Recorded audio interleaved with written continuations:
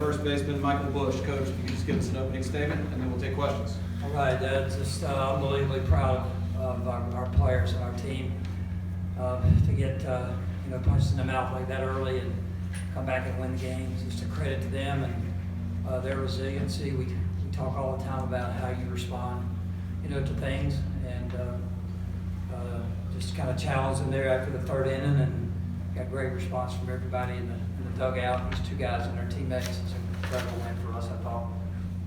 Questions? Raise your hand. Get the mic to you. Jonathan, here in front, center. Michael, can you take me through the bat in the top of the eighth inning where you hit the home run? Yeah, it was kind of a quick one, but I know he's a really good pitcher, and you want to try to take advantage of any mistake that he gives you if he does give you one. And I was just kind of waiting for a fastball and just try to take a good swing on it. Aaron, on the right.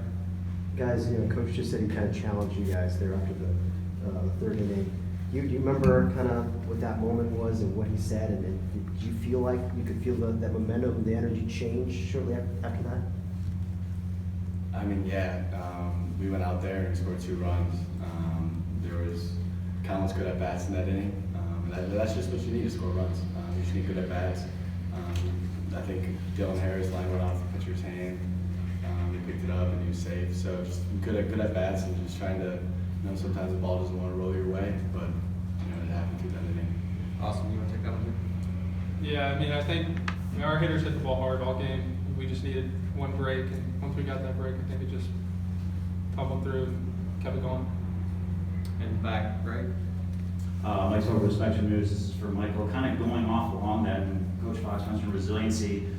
What's kind of going through your mind, or what do you guys talk about when you do get down? And it was early enough when you get in the 5-0 hole. What's kind of talk either amongst you guys or thought with you, or we're down, but we got this, that type. Just for pitchers, defense, and hitting is just keep doing what you've been doing. But I think the hardest part about coming from behind is just keeping up the energy. Not getting on the plate or not standing on the mound and pressing. Just trying to do what you usually do. But the guys on the bench, they really kept the energy up, and I really think that was a huge part of why we came back. Brett, your front. Coach, I guess it would be safe to say that it's going to have a one bad inning and the game's better to do it the first than the 11th. And could you address what Austin gave you and how he kind of kept doing this thing? Well, it's key to the game. Without question. Obviously we've got to score, but you've got to hold down a really good offensive team, to get back in the game. And Austin's been really good for us all year. This is his first year pitching for us.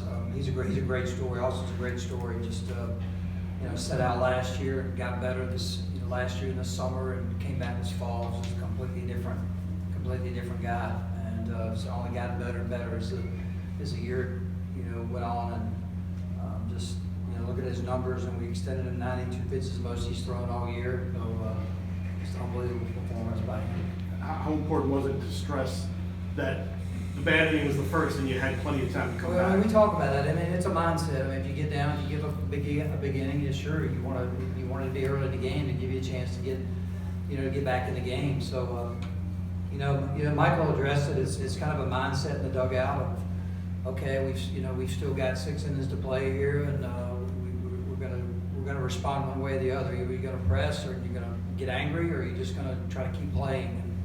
And we have a mature team. You're just gonna hear Michael talk, just that calmness about him, and got to give credit to our leaders on our team.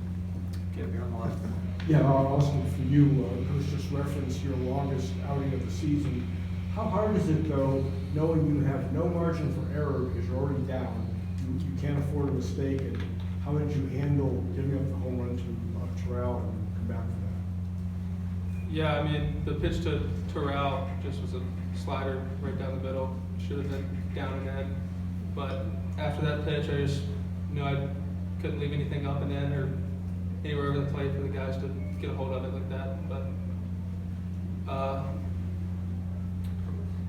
after that, I just tried to work down in the zone and keep the hitters off balance. Aaron, far right.